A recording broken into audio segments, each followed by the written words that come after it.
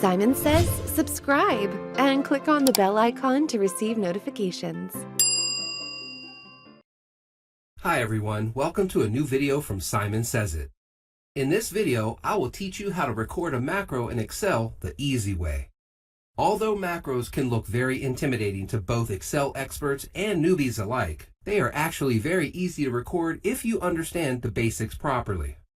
Now, without further ado, let's quickly jump into the tutorial. Before we begin, let us first understand what is an Excel macro. A macro is a code written in the Visual Basic Programming VBA language. And here's where it gets exciting. You can write any set of valid instructions in a macro and run it in Excel's VBA editor to execute them. The possibilities are endless with macros. For example, you can write a macro to delete all the hyperlinks in a workbook, merge multiple sheets, and so on. You might assume that these macro codes are very difficult to write manually. But don't worry, Excel has an inbuilt macro recorder. It will record and automatically convert your activities into executable macros. You can then use these macros to automate repetitive tasks or modify them to create even more powerful macros. Isn't it exciting? Now let us see how to record a macro in Excel. First, activate the Developer tab in Excel if you haven't already done that. To activate it, right-click on any of the ribbon tabs and click on the Customize Ribbon button. Now, the Excel Options dialog box will appear. Under it, inside the Main Tabs pane of the Customize the Ribbon section, click the checkmark next to the Developer option, then click OK. This will switch on the Developer tab in Excel. In the Developer tab, locate and click on the Record Macro button in the Code group. The Record Macro dialog box will now appear. Here, name your macro. Keep in mind that there should be no spaces inside the macro's name. You can use an underscore instead of a space. You can also assign a shortcut key to run this particular macro. This is optional.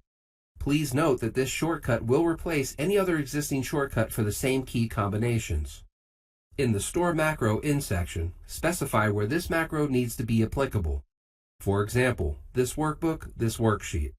This will ensure that the macro is saved as part of the Excel file even after closing and reopening it. Now, click on OK. Excel will immediately start recording your on-screen actions. In this example, I will find the sum of range A2 to A10 in cell A11.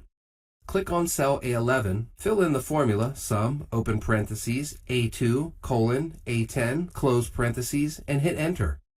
Now you can hit the Stop Recording button in the Developer tab. It will be at the same place where you located the Record Macro option. Congratulations, it is that simple. That's all it takes to record a macro in Excel. Now, let us see how to run a recorded macro in Excel. Even though this macro is simple, you can always build on the basic concept and create complex macros as per your requirement. Now, let us test this macro out by executing it.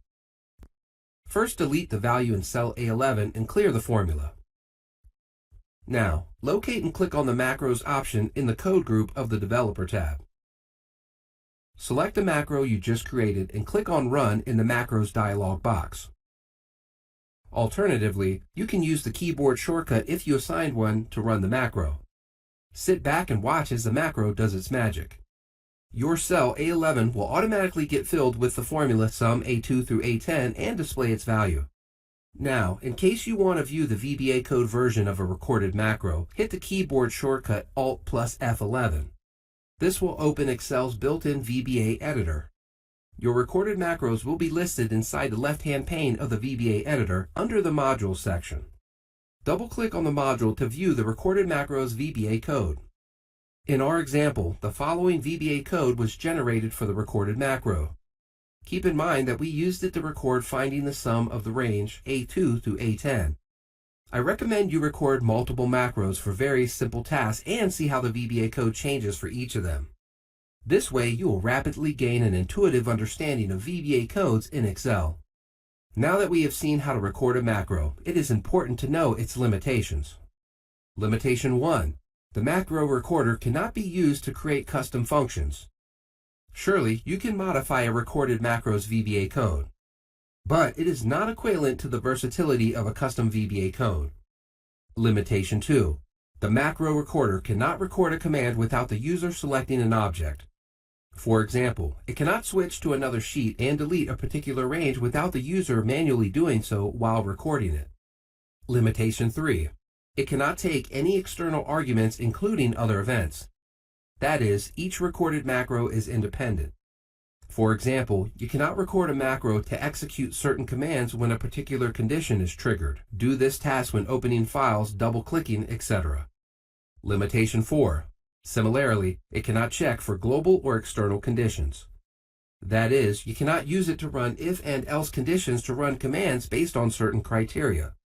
For example, you cannot record a macro to check if the total sales in year 2020 is more than 200 million USD and run a command if that is true.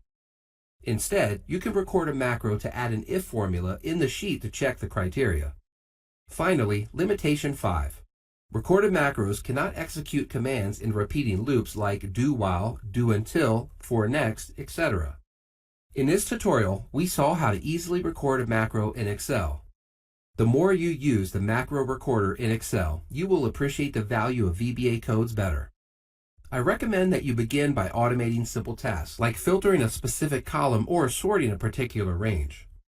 Macros certainly have a very rewarding learning curve, and the more you practice recording macros, the easier it will be to use them. If you have any questions about this or any other Excel feature, please let us know in the comments. We are always happy to help. Thank you. If you're not a subscriber, click down below to subscribe so you get notified about similar videos we upload. To see the full blog article that this video came from, please click over there. And click over there to see more videos from Simon Says It.